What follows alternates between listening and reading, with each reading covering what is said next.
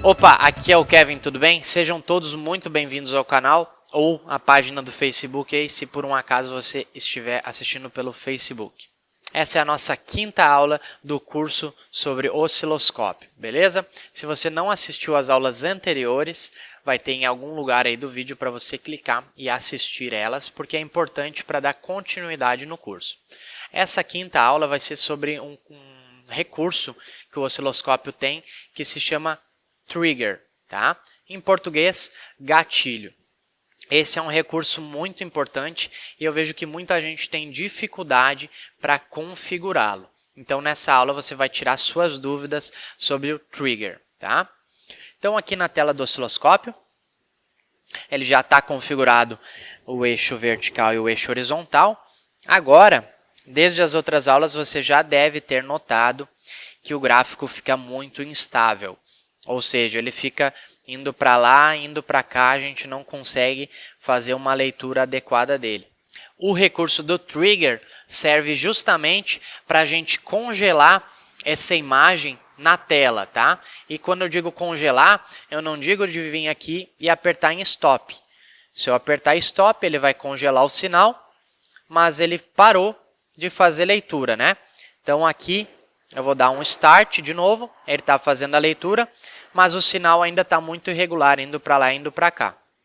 Então a gente utiliza o recurso do trigger para fazer com que o osciloscópio detecte alguma parte do sinal e jogue essa parte do sinal no local que a gente quer que ele jogue, beleza? Então o trigger tem esses dois ajustes aqui, ó. O ajuste do eixo horizontal, que é esse aqui, que a gente pode arrastar para lá e para cá, e tem o ajuste do eixo vertical, tá? E o ajuste do trigger se encontra aqui abaixo do ajuste vertical. Primeira coisa que a gente tem que saber é que o trigger tem o modo de operação, o método de operação, o canal de operação e a direção do disparo, tá? Por exemplo, aqui, vamos lá, vamos começar pela direção.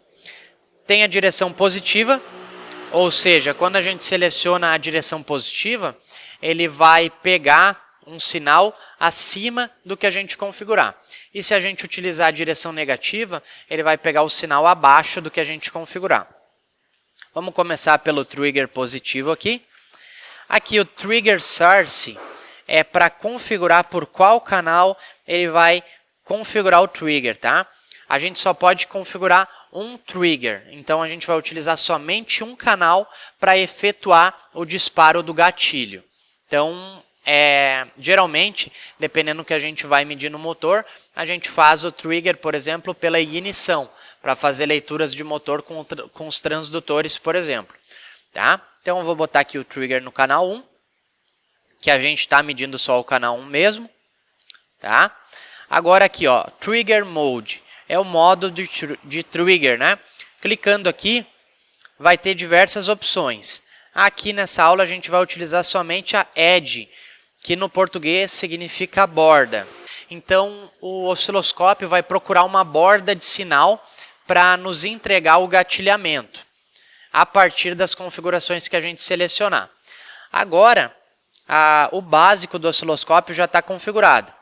A gente está usando o modo edge, que é de borda, canal 1, e o positivo.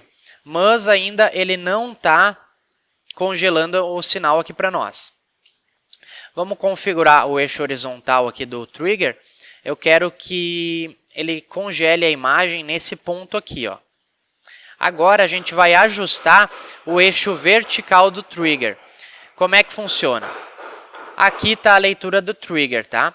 Perceba esse símbolo aqui que parece um diodo e justamente é como se fosse um diodo. Quando a gente tem esse símbolo aqui e o 2,64 volts, significa que ele vai procurar, o trigger ele vai procurar um pulso acima de 2,64 volts para nos entregar ali na tela, tá? Então, se a gente pegar o ajuste do eixo vertical do trigger e ir diminuindo, e perceba que ele vai diminuindo a medição do trigger lá em cima, ó, já está em 2,20, 2,18, 12. Agora, eu vou pegar esse eixo do trigger e vou levar ele aqui para baixo. Olha só como a imagem já ficou congelada. Por quê? Porque agora toda vez que ele detecta que o sinal está subindo acima de 1,82 volts em direção positiva, ele faz o congelamento da imagem. Olha como ficou muito melhor da gente fazer um diagnóstico, uma leitura nessa imagem. E aqui, observa que aqui estava negativo, estava embaixo, e ele subiu, ficou positivo. Então o trigger horizontal, ele trigou, fez o gatilho bem na borda de subida. Então vamos lá, edge borda, trigger positivo, subida. Se por um acaso eu selecionar ele negativo, ele vai procurar a borda negativa, ou seja, quando ele está positivo e fica negativo. E quando eu digo fica positivo e fica negativo, não quer dizer que o sinal realmente ficou positivo ou ficou negativo.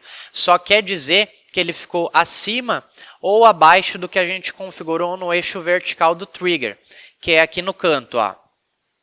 Como a gente botou o trigger negativo, qualquer coisa abaixo de 1,82, ele vai procurar fazer o gatilhamento. Então aqui, ó, a gente pode arrastar até aqui assim, que ele vai fazer o gatilhamento. Agora, se a gente botar aqui, por exemplo, ele vai se perder, porque não tem nenhum pico de sinal com menos 220 mV para ele fazer o gatilho do disparo.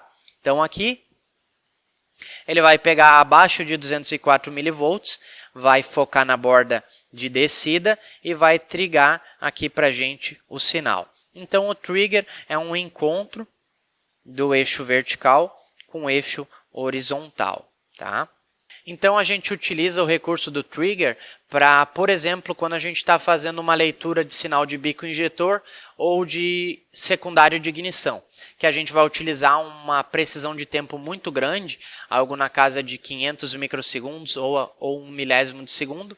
E às vezes, se a gente não utilizar o trigger, às vezes não, sempre vai acontecer, se a gente não utilizar o trigger, a gente vai ficar perdendo o sinal de ignição. Ele vai ficar 1 hora aqui, 1 hora lá, a gente não vai conseguir fazer uma leitura precisa. Por isso, a gente utiliza o trigger e nesse caso, deixa eu pegar uma imagem aqui de algum sinal de secundário para a gente observar. Deixa eu pegar aqui. Beleza. Aqui então, ó. Aqui nós temos um... Deixa eu... Aqui. Aqui nós temos um sinal de secundário de ignição. Ó. Está utilizando a ponta de prova 10.000 volts e está utilizando 50 kV por divisão, né? Aqui ele já dá um gráfico padrão, que é a parte automotiva, né? Que a gente vai ver em alguma outra aula. Mas vamos focar aqui na parte do trigger. Aqui é o sinal de ignição, ou seja, que ele começa a carregar a bobina. Aqui ele efetua o disparo, aqui a linha de queima e aqui o residual da bobina, tá? Eu configurei o trigger aqui nesse ponto. Então isso significa, puxando uma linha aqui, que o sinal acima disso aqui, ou seja, acima do trigger, é onde ele vai me botar ali no disparo. Olha lá o trigger horizontal, está pegando bem aqui. Então qualquer coisa acima dessa tensão, ele vai jogar bem aqui no meu trigger horizontal, tá? Então a gente configura o trigger justamente para isso, para poder congelar a imagem, o sinal que a gente está fazendo a medição na tela do osciloscópio, para que a gente consiga enxergar ele de uma maneira mais fácil. O trigger também possui outros métodos de disparo, que são, aqui no cantinho, o auto, a gente estava usando o automático, o normal e o single. O normal e o single funcionam de uma forma diferente e eu vou mostrar para você na próxima aula, ok? Então chegamos ao fim da aula de número 5. Espero que você tenha gostado da aula, espero que tenha sido útil. A parte de trigger realmente deixa muita gente de cabelo em pé.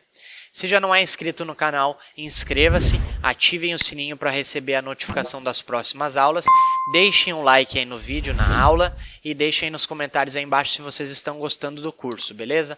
A opinião de vocês é muito importante para que eu siga fazendo esse conteúdo, porque realmente quando a gente recebe uma mensagem dizendo que está gostando, que está ficando legal, isso ajuda a gente a seguir em frente com o conteúdo, beleza? Um grande abraço e até a próxima aula.